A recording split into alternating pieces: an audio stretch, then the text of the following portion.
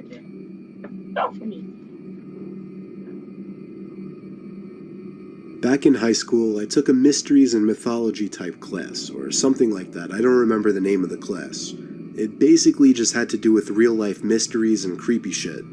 I was into that kind of stuff. I was taking the class with a good friend, who I'll call Ben for this story. The teacher of the class took us on a field trip to a nearby abandoned village with an unknown past. Why? The village was built in the early 1900s, but seems as though it had been quickly abandoned shortly after it was built. The bus ride there was about 20 minutes.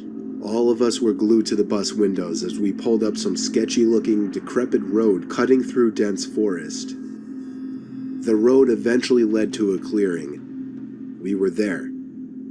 We stepped out onto the road, which had grass growing through the cracks. The grass surrounding was almost knee-high. Then there were the buildings. The tall, archaic brick buildings with the boarded-up windows all gave off such chilling vibes. The teacher lined all 20 of us up, counted heads, and then began leading the way.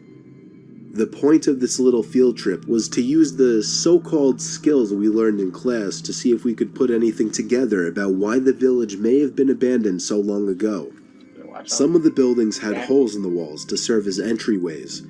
There were even holes in the ground next to some of the buildings, seemingly dug to get into the basements of some of the buildings, which seemed creepy. There was one building, though. It stood taller than any of the others. It just intrigued me the most. While the teacher was leading the group towards the village church, Ben and I decided to sneak off on our own to look for anything interesting. Why? When we walked off in the direction of the tallest building, we saw a hole in the ground. It was dug by the back door of the building, which had been sealed off. In the hole was a ladder which led down to the concrete floor below. We both looked at each other and knew we had to do it. Ben climbed down first, then me.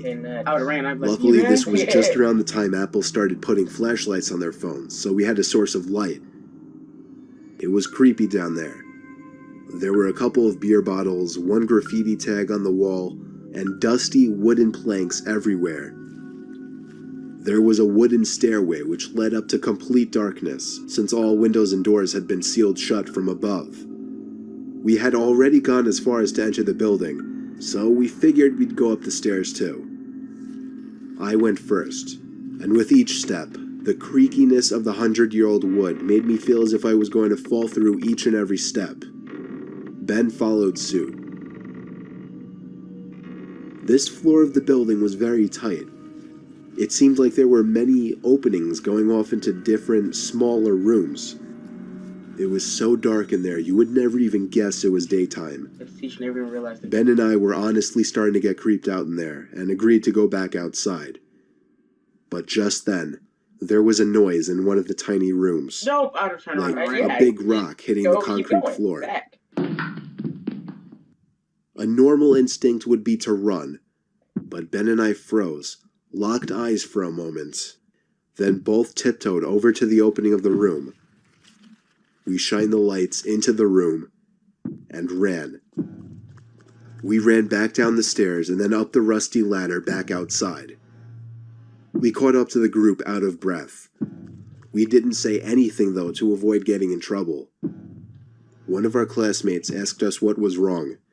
We told him we snuck into one of the buildings, and in one of the rooms, when we shined the light into it, we saw 3 guys standing maybe 10 feet away from the doorway, facing Ben and I in a weird formation, as if they were waiting for us.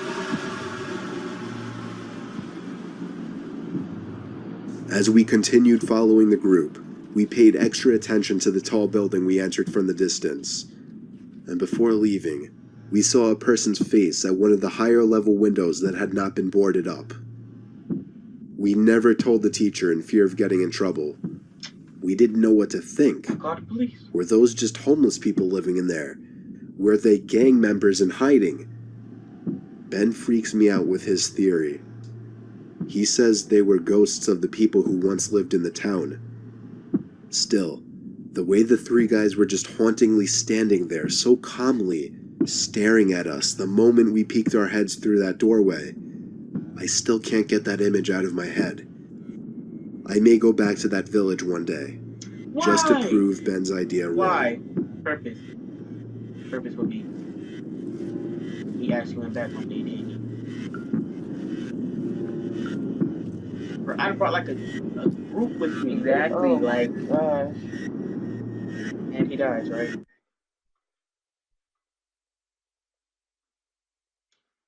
Exactly.